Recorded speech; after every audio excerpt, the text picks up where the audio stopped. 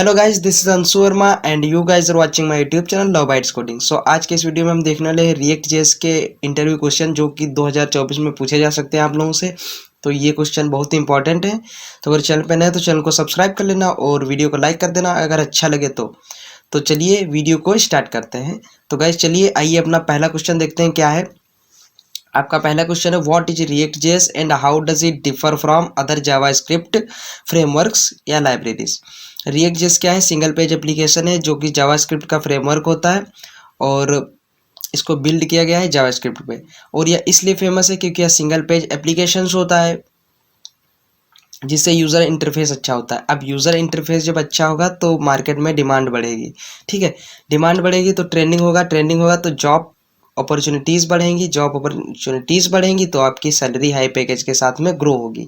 ठीक है, और इसका देख लेते हैं डिफिनीशन ऑफिशियली क्या रहेगी। React JS is a JavaScript library for building user interface. It focuses on the view in the model view controller architecture. React differ from other frameworks like Angular or Vue in that it is not a full framework but rather a library for building UI components.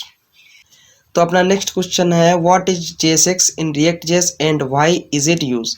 देखो JSX एक extension है जो कि stand for Java script and XML। ठीक है, और यह react JS में HTML कोड को रन करने की परमिशन देता है।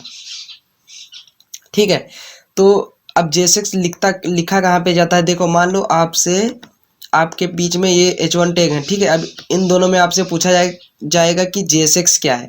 तो देखो इसमें JSX जो है ये जो कंटेंट लिखा है इसको JSX कहते हैं, ना कि टैग्स को।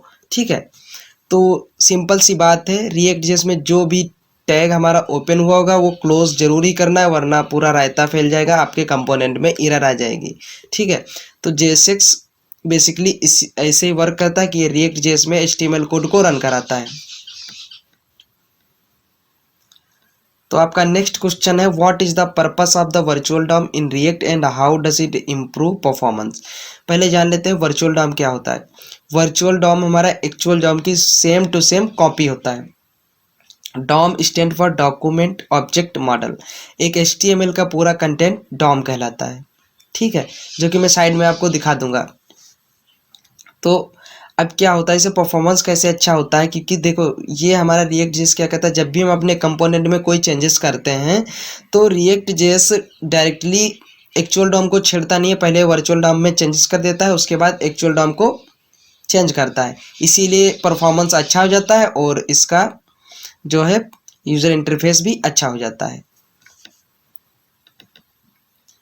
तो नेक्स्ट क्वेश्चन है what are components, explain the different between functional and class component. देखो कंपोनेंट क्या होता है, कंपोनेंट फंक्शन की तरह होता है लेकिन यह फंक्शन से ज़्यादा पावरफुल होता है क्योंकि इसमें स्टेट्स और लाइफ साइकिल्स मेथड्स होते हैं तो इसीलिए ज़्यादा पावरफुल होते हैं। अब क्लास कंपोनेंट ये दो प्रकार के होते हैं, class component, functional component. Class component क्या होता है? ऐसे कंपोनेंट जिसमें इक्मा स्क्रिप्ट 6 की क्लासेज हो क्लास कंपोनेंट कहलाते हैं। इसमें लाइफ साइकिल मेथड्स वगैरह कंपोनेंट माउंट होता है, डेट माउंट होता है, अनमाउंट होता है। और फंक्शनल कंपोनेंट ऐसे कंपोनेंट जिनमें इक्मा स्क्रिप्ट 6 की क्लासेस ना हो वो फंक्शनल कंपोनेंट कहलाएंगे।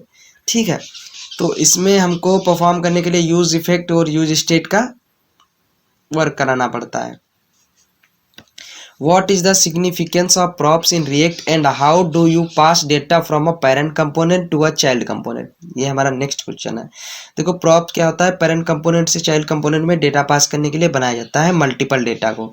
ठीक है, तो इसीलिए प्रॉप्स को यूज किया गया है। Short for properties. Props are a mechanism for passing data from a parent component to a child component. You define and pass props as attribute in the JSX of the parent component and the child component can access them through it props object।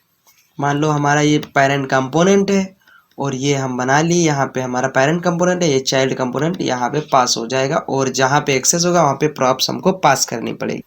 मान लीजिए ये हमारा component है जहाँ पे जो component call हो रहा है, जहाँ पे उसको कॉल कर रहे हैं app.jsx में कहीं पे भी, तो वो हमारा पेरेंट कंपोनेंट हो जाएगा। जहाँ पे कंपोनेंट क्रिएट किया गया है वो चाइल्ड कंपोनेंट हो जाएगा। अब प्रॉप्स से डेटा जो है पेरेंट टू चाइल्ड सेंड किया जाता है। ये यहाँ पे प्रॉप्स txt नाम का है और डेटा जो है अंशु नाम का है।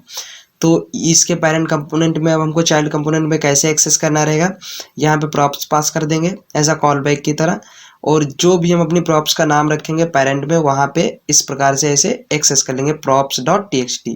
तो आई होप आप लोगों को वीडियो अच्छा लगा। अगर वीडियो अच्छा लगा तो चैनल को सब्सक्राइब कर लेना, वीडियो को लाइक कर देना और एक प्यारा सा कमेंट कर देना। मिलते हैं नेक्स्ट वीडियो में, तब तक के लिए keep learning and keep exploring. और 2024 के लिए आप लोगों को कॉन्ग्रेचुलेशन।